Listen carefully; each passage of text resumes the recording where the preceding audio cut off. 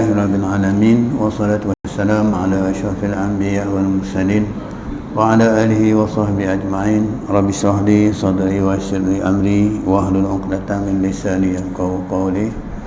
Subhanaka la ilma lana illa ma 'allamtana innaka antal alimul hakim. Amma ba'd.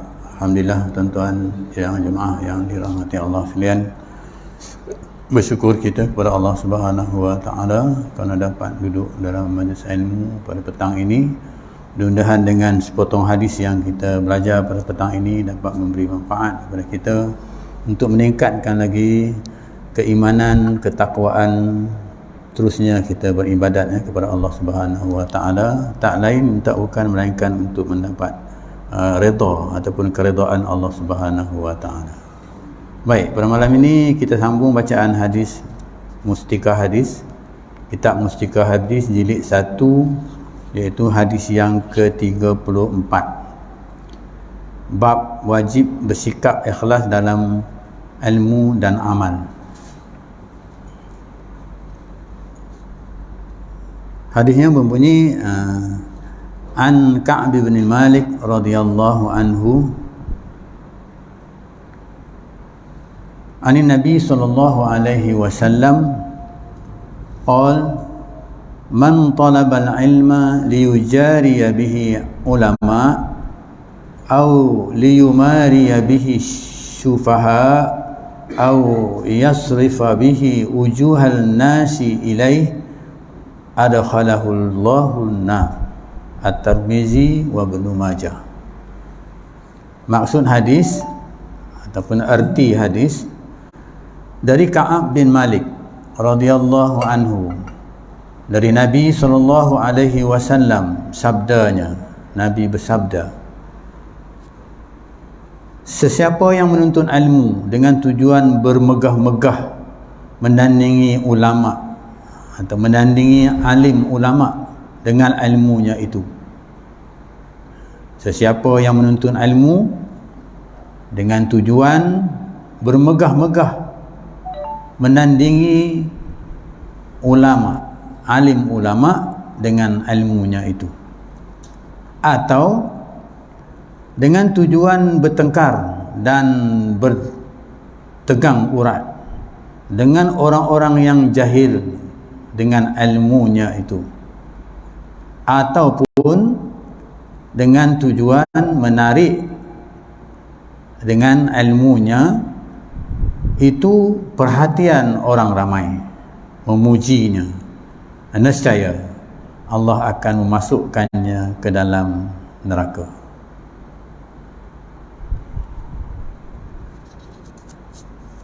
Okay, ini hadis yang 34 maksudnya. Jadi maksudnya di sini ada 3 elemen yang disebutkan di sini. Siapa yang menuntut ilmu dengan tujuan bermegah-megah menandingi alim ulama, jadi dia tuntut ilmu tu, kemudian dia nak lawan alim ulama, nak tanding lah. Atau dengan tujuan bertengkar dan bertegang urat dengan orang yang jahil dengan ilmunya. Orang tu tak pandai, dia tu alim, jadi tentulah ada pertelengkahan ya tentang ilmu itu sebab orang tu jahil. Jadi dia bertelingkah dengan ilmu itu dengan orang yang jahil. Ataupun dia kata orang yang tujuan nak tarik ilmunya itu untuk perhatian orang ramai, memuji dia. Bila dia ada ilmu tu, orang ramai memuji dia, masyarakat akan puji dia, dia jadi seorang yang public figure, orang yang terkenal, kita katakan, dengan ilmu itu. Itu 3 ya. Jadi Allah sebut berdasarkan lidah Nabi kita Muhammad sallallahu alaihi wasallam, Nabi kata nescaya Allah akan masukkannya ke dalam neraka. Jadi sini balik kepada tajuk kita, itu bab ikhlas menuntut ilmu. Ikhlas menuntut ilmu dulu kita dah bincang. Kenapa kita nak tuntut ilmu agama? Kerana kita nak dekatkan dengan Allah Subhanahu wa taala. Sebab Allah jadikan kita ini tujuan untuk beribadat. Bila untuk beribadat, maka kita kena tahu cara-cara beribadat.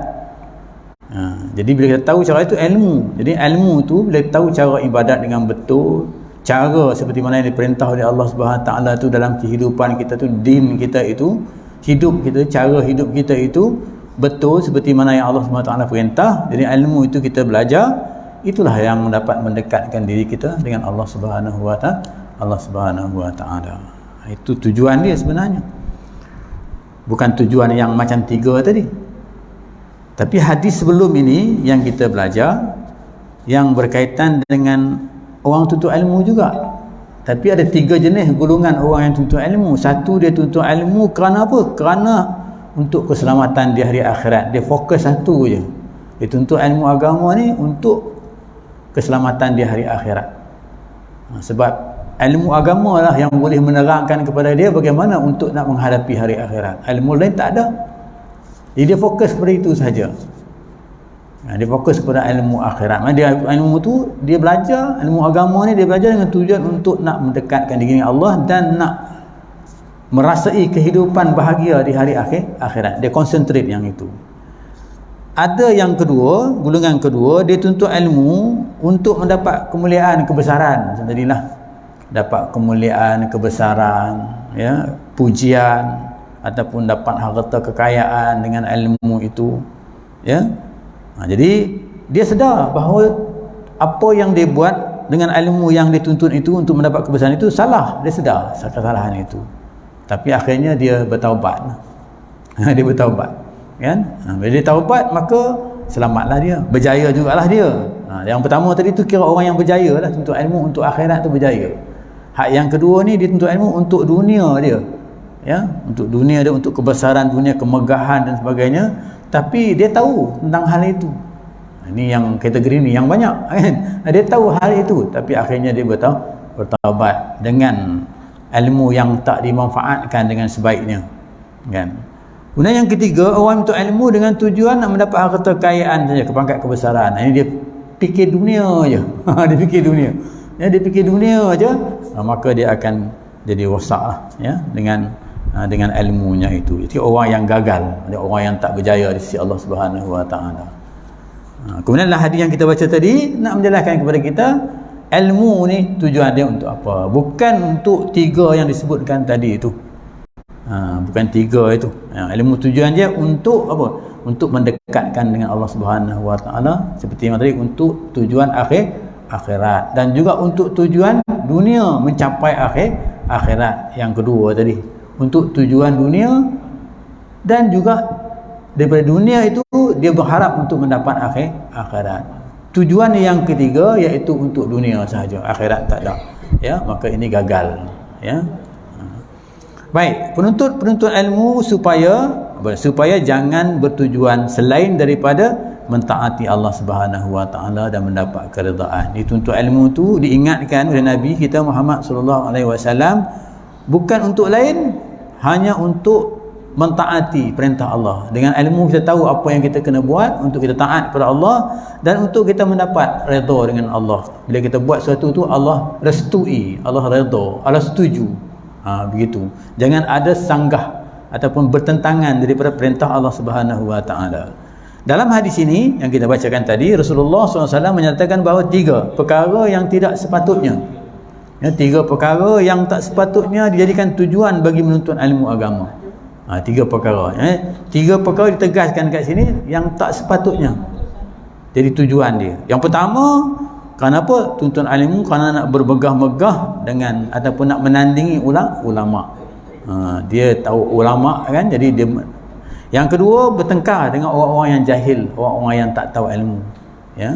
Sebab dia mengajar orang tu dengan ilmunya tu, wajadilhum billati hiya ahsan, dengan cara yang baik. Bila disanggah dengan ilmu oleh orang yang tak faham tadi, orang yang jahil tadi, dengan ilmu yang dia belajar itu, maka dia jadi pergaduhan, pertelingkahan dan sebagainya. Ini rosak lah, maknanya istilahnya dia katakan padah lah, ya. Kemudian yang ketiga, mendapat pujian orang ramai. Ini bukan untuk dipuji, tapi dengan tujuan untuk, ya, untuk menyebarkan ilmu tu kepada orang ramai, bukan hanya untuk dipuji. Ini 3 perkara ini maksudnya dikatakan orang yang termasuk golongan yang ketiga tadi tu, Yang ketiga hadis sebelum ini, iaitu golongan yang tuntut ilmu kerana apa? Kerana dunia saja, nak kesenangan dunia dia. Ilmu yang dia ada tu diguna untuk dunia saja, dia tak guna untuk dia mencapai hari akhirat. Sedangkan ilmu itu ada ilmu untuk dunia, ada ilmu untuk akhirat, ya, dan ada ilmu untuk kedua-duanya sekali. Sebab itu dia kata man arada dunya fa alaihi bil ilm wa man arada al akhirah fa alaihi bil ilm wa man aradahuma fa alaihi bil ilm. Siapa yang nak dunia, dia kena ada ilmu yang berkaitan dengan dunia. Ini senanglah dia di dunia sebab dia ada ilmu bagaimana nak hidup di dunia ini. Dan yang kedua, siapa yang nak akhirat, dia kena juga ada ilmu yang berkaitan untuk akhirat. Dan siapa yang nak dua-dua, dunia pun dia nak, akhirat pun dia nak, maka dia juga kena ada ilmu. Itu ilmu untuk dunia dan ilmu dan akhirat. Apatah lagi untuk dunia bagi mencapai tujuan akhirat. Ya, ad-dunya mazratul akhirah. Dunia itu ladang untuk hari akhirat. Kan? Okey. Siapa yang menjadi sesiapa yang menjadikan salah satu daripada tiga perkara yang disebutkan tadi, bermegah menandingi ulama satu, kemudian bertengkar dengan orang-orang yang jahil, ya, dan yang ketiga mendapat pujian orang ramai, ni tiga perkara ini yang disebut tadi sebagai tujuannya dalam mempelajari ilmu agama, itulah tujuan dia, matlamat dia, maka amatlah buruk balasannya. Buruk balasannya. Apa dia buruk balasannya tu? Yang tadi ya, adkhalahullahu nar, dimasukkan oleh Allah Subhanahu wa taala dalam api neraka. Itulah balasan buruknya ataupun padahnya, ya, bagi mereka yang menuntut ilmu agama ditujukan untuk bermegah-megah. Ditujukan, maknanya ditujukan untuk dunia sahajalah. Jadi kita boleh rangkulkan tiga-tiga bahagian ni semua untuk keperluan dunia sahaja, kan? Untuk mencapai tujuan dunia dia, untuk populariti dia, untuk pangkat dia, untuk kekayaannya dengan ilmu. Ilmu agama tu, ilmu yang berkaitan dengan agama tu lah, dikaitkan dengan untuk mendapat kekayaan. Digunakan ilmu tu untuk mendapat kekayaan dunia sahaja. Patutnya ilmu tu digunakan untuk mencapai kejayaan dunia dan akhirat. Itu yang terbaiknya. Tapi tak, dia hanya untuk, ya, dan dia cuba pula bermegah-megah dengan ilmu itu, sehingganya timbul pergaduhan, pertelingkahan, pertengkaran, ya. Dan akhir sekali bila dah timbul begitu keadaannya, dia pun rasa dia mendapat pujian daripada orang ramai. Ini berlakulah kepada kita hari ini, dunia hari ini kita boleh nampak lah, kan, keadaan itu. Kita bukan tinggi sangat belajar, tapi kita tengok, ya, perbincangan hari ini viral, kan, dalam telefon, perbahasan, perbincangan, ulasan dan sebagainya, kita tengok bagaimana, ya, golongan-golongan yang kita kata yang asasnya ada ilmu agama, ya, tapi di sana oleh kerana tujuan hakikat itu sebenarnya itu dah lari daripada keperluan individu, keperluan dunia dia. Jadi dia lebih utamakan dunia dia. Mungkin dia, orang kata istilahnya tak, dia lebih utama kepada dunia dia. Dia ingat dunia saja. Sebab tujuan ilmu tadi itu dunia, ya juga, tapi untuk dekatkan dengan Allah Subhanahu wa taala, tambahkan ibadat kita. Jadi maksudnya kalau begitu keadaannya, dia kata buruk balasannya.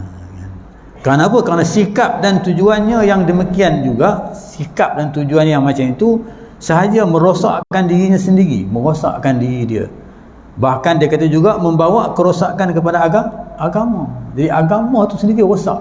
Jadi dia ada ilmu agama, tapi dia merosakkan agama itu. Lebih-lebih lagi kepada orang yang tak berilmu tadi.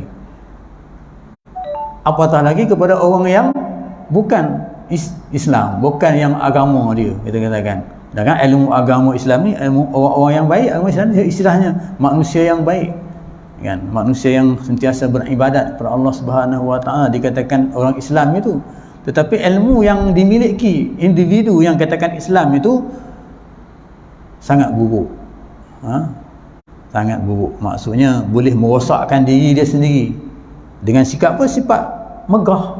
Kerana apa? Kerana dia dipuji, dibangga, begitu. ataupun sikap dia rasa dia sombong bila dia bertengkar, ataupun bila dia menandingi sesuatu, dia kata dialah yang berjaya, kita katakan begitu. Ini berlaku ya, pada hari inilah kita nampak ya. Tak perlulah kita hurai lebih dekat, lebih jauh lagi kan, nanti timbul pula masalah lain pula. Masalah kadang-kadang nak bercakap ni kena hati-hati juga sekarang ni kan. Timbul masalah lain pula. Jadi kita faham itulah, mungkin boleh fahamlah dengan keadaan itu kan. Merosak, dia kata merosakkan diri sendiri, bahkan juga membawa kerosakan kepada agama Allah yang dibawa oleh Rasul. Jadi Rasul bawa agama Allah tu dah baik dah ya. Al-Quran dan hadis tu dah baik dah sampai kepada dia. Kerana apa? Kerana nak dapat populariti, nak dapat kemuliaan dan sebagainya, ditakwilkan ikut nafsu dia. Itulah, ditakwilkan, diterjemahkan mengikut nafsu selera dia kan. Sedangkan nafsu seleranya itu bertentangan dengan apa yang dituntut oleh Allah Subhanahu wa taala. Ini merosakkan. Kalau kita katakan barang itu Rasul bawa, kemudian sampai kita kucar-kucarkan, tak elok jadinya kan. Jadi apa berlakunya? Jadi merosakkan apa yang disampaikan oleh Rasulullah SAW, hakikat sebenarnya, dan ini dimurkai oleh Allah Subhanahu wa taala. Sebab yang Rasul sampai itu ialah dari Allah Subhanahu wa taala kan. Kemudian dia juga dapat daripada Al-Quran dan Rasul. Jadi kejadian ini ya, kejadian yang demikian dapat disaksikan di mana-mana lah hari ini, di mana-mana, lebih bagi di dunia akhir zaman ini, mana-mana. Kadang-kadang kita boleh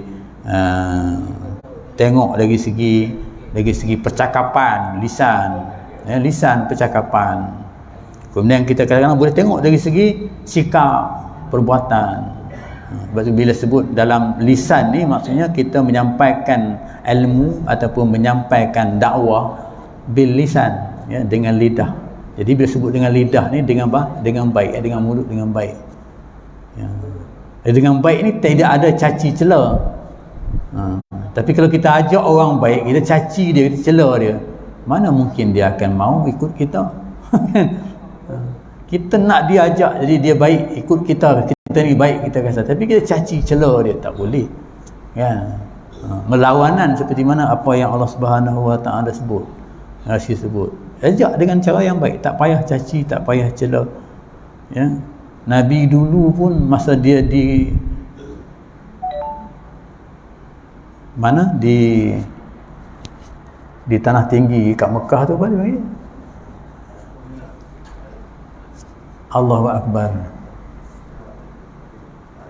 Taif. Astagfirullahaladzim, lupa di Taif. Dia pergi di Taif, orang Taif tak suka dia, caci dia, cela dia. Dia ajak cara yang baik kan, caci cela dia dan sebagainya, tapi dia tak caci balik, tak cela balik kan. Sampai malaikat datang jumpa Rasulullah, dia kata, ya Rasulullah, kalau kamu izinkan ambil bukit ni, kami hempaskan kepada mereka ni kan. Tapi Rasulullah kata apa? Tak tahu, kerana tak apalah, kerana mereka tu tak tahu. Tapi dalam bab ini bertengkar dengan golongan orang-orang yang jahil kan. Dia tahu orang tu jahil, tapi duduk berlawan juga dengan orang yang jahil tu kan, kata kan. Tak payah kan. Ni tapi Nabi gitu keadaan sikap dia kan. Maksudnya tak apa, mereka tu tak tahu, tunggulah sampai mereka tu tak tahu, dengan cara apa sekalipun, dengan cara lisan ke, dengan cara dakwah di lisan ke, ataupun dengan cara bilhal, dengan cara dakwah kita katakan bertindak ya, begitu ulanglah kita katakan. Jadi itu Nabi ya, maksudnya keadaan dia. Jadi hari ini kita boleh tengoklah di mana-mana saja kan. Apatah lagi kepada golongan-golongan yang dia tu ada ilmu agama, tapi dia berusaha untuk nak tidak mau melaksanakan agama. Ini paling teruk lah kan. Atas sebab apa? Atas sebab kehendak nafsu, atas sebab dunia, nak dunia ya. Itu keadaan dia. Kadang nak dibuat sesuatu yang berkaitan dengan Allah Subhanahu wa taala perintah, dia dulu yang tegah kan. Dia dulu yang tegah, dia yang larang, tak boleh begini. Dan kan orang bukan Islam pun tak kata begitu kan. Ini berlaku lah dalam masyarakat kita. Ini ada golongan-golongan yang macam ini. Kenapa? Kerana ada orang nak beribadat ikut cara orang beribadat dan sebagainya, tapi oleh kerana dia rasa dia lebih berilmu dan sebagainya, maka dihalang untuk orang tu beribadat. Sedangkan ibadat yang orang tu laksanakan bukanlah menyebabkan gugur amalannya, itu tak hanya setakat sunat, kan? Makruh saja, kan? Sunat, kita benda sunat, benda yang dianggap benda sunat, benda baik. Baik itu dalam bab-bab dikatakan bid'ah ni. Ada orang kata Nabi dulu tak buat benda ni pun kita buat, kan? Di bab-bab bid'ah ni, bab yang Nabi buat, bab Nabi yang Nabi tak buat, kita buat di zaman kita ini, yang orang kata bid'ah itu, yang berkaitan dengan agama itu. Dalam bid'ah tu ulama-ulama yang mu'takhir ini, ya, dia maksudkan bid'ah tu ada dua. Satu bid'ah hasanah, satu bid'ah dalalah. Bid'ah hasanah tu bid'ah yang dia mempunyai satu, kita katakan maslahah kebaikan. Ya, dia buat itu mempunyai maslahah kebaikan. Yang hasanah tu yang dalalah tu, yang dalalah lah, yang dah sesat lah kita katakan. Macam kita katakan adat-adat kita lah, yang dikaitkan dengan agama, yang dikaitkan dengan apa, dengan spiritual ataupun dengan i'tikad kita ni. Kalau itu bertentangan dengan agama, kita kena tolak. Tak boleh kita buat benda itu. Macam mandi safar dulu kita buat, kan, kita tolak lah benda yang macam itu. Benda spiritual tapi dia berkaitan dengan akidah, kan. Mandi tian hari ni orang beranak, tak tahu daripada mana mandi tian, kan? Banyak lah bersanding, kita kata dulu kan ada, kan? Tapi begitulah keadaan adat-adat bila nak bawa jenazah ke tanah perkuburan, dipusing bawah jenazah itu oleh keluarga-keluarganya. Dulu ada, pernah saya tengok benda yang macam tu, tapi itu tak ada disebut pun, ya. Dalam kitab tak ada pun menceritakan. Tapi benda tu yang dia tanya kenapa tu? Nak bagi dia hilang rindu. Begitu jawapan dia, nak bagi hilang rindu. Sedangkan kita ni orang yang mati dengan orang hidup, kalau boleh jangan hilang rindu, sentiasa kena rindu supaya dapat kita sampaikan amal kita kepada dia, bahagian dia, baca Fatihah selalu kepada dia dan sebagainya. Jadi konsep tu dah lari sebenarnya, kan. Okey, ya.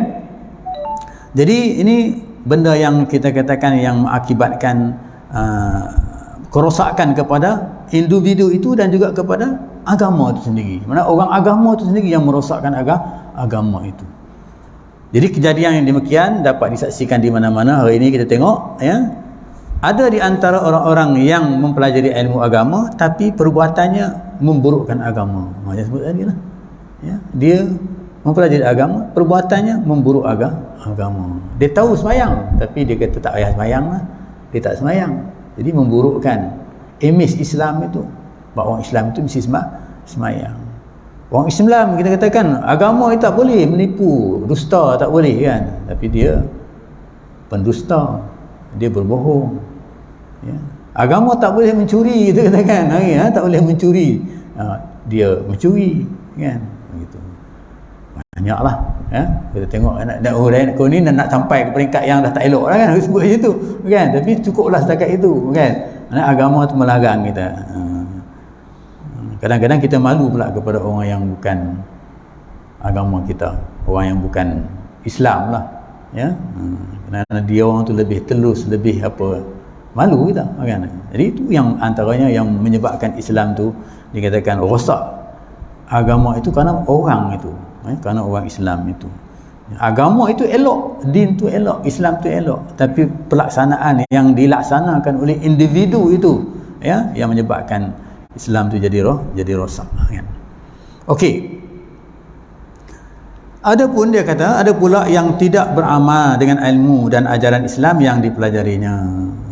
Dia belajar, kan. Kemudian dia berilmu, dia tahu, tapi dia tak beramal. Ilmun bila amalin kasajaratin bila samarin.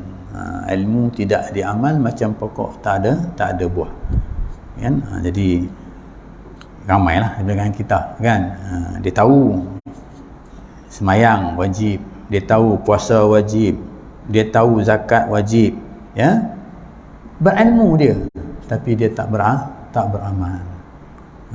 Jadi ilmu yang dia dapat itu tak menjadi dia dekat dengan Allah Subhanahu wa taala, menjadikan dia semakin jauh, ya.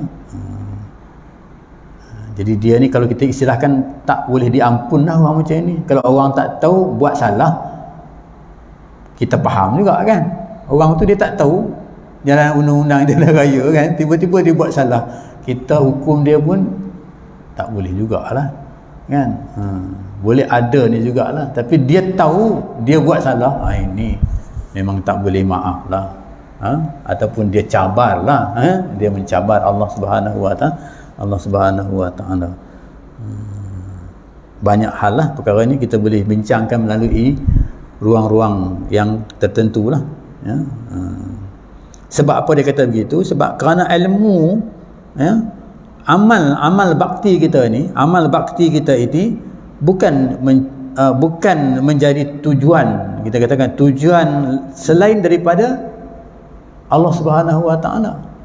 Tu amal bakti kita sepatutnya begitu. Dalam Islam tu amal bakti kita tu bukan selain daripada Allah Subhanahu wa taala.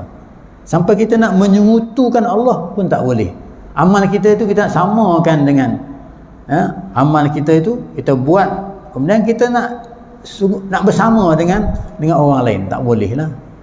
Kita semayang ni, ya.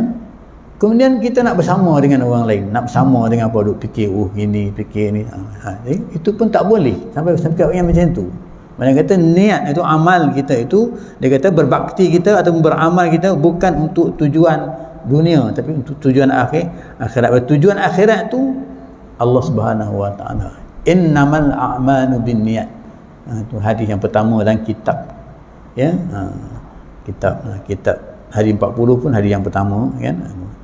Itu kita kata innamal a'malu binniyat. Jadi kita kena niat. Niat itu satu jalan ke arah, niat kerana Allah itu satu jalan ke arah untuk nak mendapat ibadat, pahala kepada Allah Subhanahu wa taala, ya. Itu dah jadi ibadat dah. Bila jadi ibadat, ada di sana ganjaran pahala daripada Allah Subhanahu wa taala. Kalau tak ada ibadat, bukan ibadat, tak ada lah. Macam kita duduk dalam majlis ini, kita baca kitab, dengar baca kitab, ini ibadat. Dia dah ada dah bahagian dia, pahala dia yang Allah Subhanahu wa taala bagi kepada kita, kan. Termasuklah ibadat-ibadat lain. Kalau ibadat-ibadat yang menjadi ikutan, kita katakan. Jadi bila ibadat tu di sana mesti ada niat lah. Innamal a'malu binniyat. Jadi ibadat, dia niat siapa? Allah Subhanahu wa taala. Dia tak boleh lain daripada Allah Subhanahu wa taala. Pasti ada ganjaran pahala di sana. Allah akan bagi ganjaran pahala. Ataupun kalau kita kata kita buat ni, kita tak niat lah, tak ada kita nak niat, kita buat ni kerana nak ikut Rasulullah, nak ikut Rasulullah, pakai baju ubah, pakai songkok, pakai ketayak, pakai sorban ni kenapa nak ikut Rasulullah. Itu pun dia kata sudah diberi ganjaran pahala oleh Allah SWT. Jadi ibadat yang dapat ada pahalanya, kita kan, ya. Jadi maksudnya niat itu dan juga ikut Rasulullah itu sudah tentu dia menjadi satu ibadat yang diterima oleh Allah Subhanahu wa taala. Ibadat itu diterima, ya. Baik, ya. Jadi amal bakti bukan tujuan itu, tapi padahal dia kata tujuan yang tunggal bagi orang yang menuntut ilmu, ya, tujuan yang sepatutnya dikhususkan bagi orang menuntut ilmu itu ialah untuk mencapai keridhaan Allah Subhanahu wa taala, ya, untuk mencapai keridhaan Allah. Dia dapat ilmu yang berkaitan dengan pelaksanaan undang-undang, dia buatlah benda itu, ya, untuk dapat manfaat daripada pelaksanaan itu, ya. Dia dapat ilmu berkaitan dengan ibadat, ya, solat dan sebagainya, kita katakan, dia buat, dia laksanakan dengan betul, ya, iaitu dia berdasarkan kepada amal ma'ruf nahi munkar. Maksudnya dia amal ma'ruf dengan ilmunya itu menyuruh kepada amal ma'ruf. Jadi ada ilmu yang macam tadi ni, ilmu ni yang kita belajar, ilmu ni untuk amal ma'ruf, bukan untuk amal yang macam memegah mendandingi alim ulama, bukan macam ni. Jadi kalau ilmu tu yang ada kaitan yang disebutkan dengan hadis ini, maka tertolaklah. untuk mendapat keredaan Allah Subhanahu wa taala. Dia tak akan dapat keredaan Allah. Keredaan Allah, ilmu tu dimanfaatkan untuk dunia dan untuk akhirat ni, dan fokusnya lebih kepada akhirat. Jadi kita, orang yang berjaya itu orang yang lebih amalnya menuju kepada akhirat. Jadi dia akan berjaya. Macam mana ustaz kalau orang tu dia buat kerja duduk semayang saja, dunia dia tak buat, kan? Semayang tu benda yang dituntut, ya, benda yang dia kena buat untuk akhirat. Tapi semayang tu mendidik dia supaya dia menjadi sesuatu yang baik untuk dunia dia. Kalau dia bekerja, kita katakan ikut disiplin dalam semayang tu. Bagaimana disiplin dalam semayang? Bagaimana yang kita tengok disiplin semayang, maksudnya kena jujur, tak boleh dusta. Kalau ayat tu kita kena baca, kita kena baca, tak boleh kita tak baca. Kan begitu. Dan semayang tu mengajarkan. Banyaklah kita nampak hikmah-hikmahnya yang dapat mendidik kita ke arah untuk kita menjadi orang yang baik di dunia berdasarkan kepada solat. Banyak lagi lah yang lain, kan. Jadi amal ma'ruf meninggalkan, maksudnya amal ma'ruf menyuruh melakukan kebaikan, dan nahi mungkar, larangan. Nahi mungkar ni larangan. Apa yang Allah larang berdasarkan ilmu itu, maka itulah sebagai ibadat. Yang kita buat larangan, tak buat larangan tu dia jadi ibadat, dapat pahala. Kalau kita buat, maka dia tak jadi ibadat. Benda larangan, minum arak itu larangan, kita tak buat, dapat ibadat. Adalah fadilatnya kepada orang yang tak minum arak, kan? Maksudnya akalnya sihat, ya? Akalnya sihat, ya? Bila akalnya sihat, maka dia dapat mengawal, ya, keadaan kehidupan dia, kan? Kalau akal tak sihat, susah, kan? Baik, itu mengerjakan suruhan dan larangan dengan tujuan untuk nak mencapai keredaan Allah Subhanahu wa taala. Jadi kesimpulannya, pengajarannya kita boleh ambil daripada hadis ini, iaitu ilmu yang kita belajar berkaitan dengan agama, tak boleh kita gunakan ilmu itu untuk dunia, ya, untuk dunia kita semata-mata, ya, ataupun dengan tujuan untuk kita megah-megah macam tadilah kita katakan, ya. Itu yang pertama yang kita dapat. Kemudian yang kedua, ilmu yang kita belajar ini kita kena fokus kepada akhirat dulu, kemudian dunia, kan? Jadi kalau dunia tu boleh menuju kepada akhirat, sebagai jambatan kepada akhirat, itu terbaik. Ilmu yang ada pada kita manfaatkan untuk, ya, untuk akhirat kita. Dalam kehidupan kita hari-hari lah kita katakan, ya, kita buat berhubung kita dengan manusia, berhubungan kita dengan haiwan, perhubungan kita dengan pokok dan sebagainya, makhluk-makhluk lain tu. Kalau kita fokus kepada apa yang diperintah oleh Allah Subhanahu wa taala, maka dia jadi ibadat. Kalau tanam pokok bunga, maksudnya apa pokok bunga tu? Jadi bila kita tanam pokok bunga, kita dah ada tanggungjawab kat pokok bunga tu.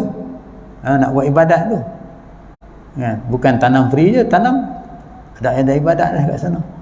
Kena jaga dia, bagi dia air, bagi dia tu, itu tanggungjawab kita. Itu sampai begitu dipahamkan. Dan kalau dia tanam pula, maknanya ibadat dia sangat luar. Dia berbuah, bila dia berbuah besok, buah tu dimakan oleh burung ke, oleh apa siapa, ataupun orang datang curi ke, itu dikira sedekah. Kita bukan tahu orang curi, kita bukan tahu burung makan, kita bukan tahu, kan, benda itu. Tapi Allah nampak benda, Allah nilai benda itu semua jadi sedekah kepada kita, ya.